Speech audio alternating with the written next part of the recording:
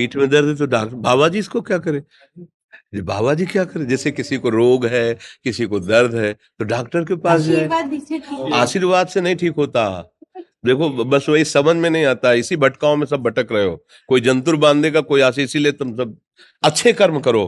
पूर्व के पूर्व कर्मों के पाप से हमें दंड मिलता है। अच्छे कर्म करो, नाम जप करो, माता पिता की सेवा करो, सद्भाव से चलो। अभी ये कर्म नष्ट हो जाएंगे, किसी से जंतुर बंधवाने की जरूरत नहीं, किसी से आशीर्वाद मांगने की जरूरत है। अब नाम जप ना करो, खाओ मुर्गा मांस, पियो शराब, करो व्यभिचार करो, तो बाबा जी आशीर्वाद दे दे तो कोई आशीर्वाद काम नहीं करेगा। दुर्गति होगी यहाँ भी और वहां भी। हमारी बात समझो। अब जरूर बुरा लगता है, सत्य विषय बुरा लगता है, पर अगर बच्चा सावधान हो जाओगे तो सुखी हो जाओगे। कोई भी हो, हम किसी एक के लिए बात नहीं करते, सबके लिए करते हैं। सब भागते हैं इस बात में कि बाबा जी आशीर्वाद दे, रोग रहित हो जाओ। कभी नहीं होगा, कभी नहीं होगा। तुम्हारे आचरण ठीक होंगे तब तुम्हारा सब काम बनेगा। हाँ अब देखो ना, खा रहे हैं जीवों को उबाल उबाल करके मांस, पी रहे हैं शराब, कर रहे हैं बेविचार, बुद्धि भ्रष्ट होगी और नष्ट होना पड़ेगा, क्योंकि आचरण गलत है। कोई आशीर्वाद किसी का काम नहीं करेगा। आप अच्छे आचरण करो, माता पिता की सेवा करो, परिवार की सेवा करो, समाज की सेवा करो, नाम जप करो। शरीर में कोई छोटे मोटे कष्ट आवे उनको सह जाओ, आगे चलकर आप देखो कि कैसी उन्नति होती, अच्छा होगा, मंगल होगा। इस ब्रह्म में ना किसी के आशीर्वाद से कुछ हो जाता है। हम आपको पक्की बात बताते हैं कि आज बाबा के यहाँ गए थे यार, पीठ में दर्द कम हो गया।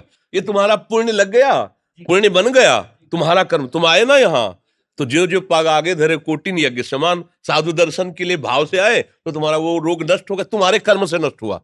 तुम सत्कर्म किए ना, उससे कर नष्ट हुआ। बात समझो बच्चा, आप हमारे घर के हो सब। आशीर्वाद देने से हम कई बार कहा कि अगर तुम सुखी हो जाओ तो हम किसी से न मिले, चुपचाप अपने कमरे में बैठे केवल आशीर्वाद देते रहे सबको।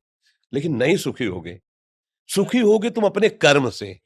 को न काहू के सुख दुख कर दाता, और निज कृत कर्म भोग सुन भ्राता। हे भाई, अपने कर्म का भोग ही आपको भोगना पड़ेगा। कोई भी तुम्हारे कर्म को नहीं मिटा सकता, एकमात्र भगवान। एकमात्र भगवान, मेरी बात मान लेना। उनकी शरण में और नाम जप करो, सब ठीक हो जाएगा।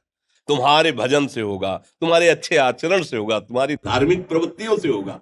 अब ये बात ना समझो तो फिर हम क्या कह सकते हैं? नहीं, हाँ यही तुम्हारा जन्मदिन की सफलता है कि हमारी बात मान लो, राधा राधा रटो, कोई नशा मत करना, अपने माता पिता की सेवा करो, समाज की सेवा करो जितना। और जो कष्ट है वो स्थायी नहीं है। आज विपत्ति आई, कल खत्म हो जाएगी।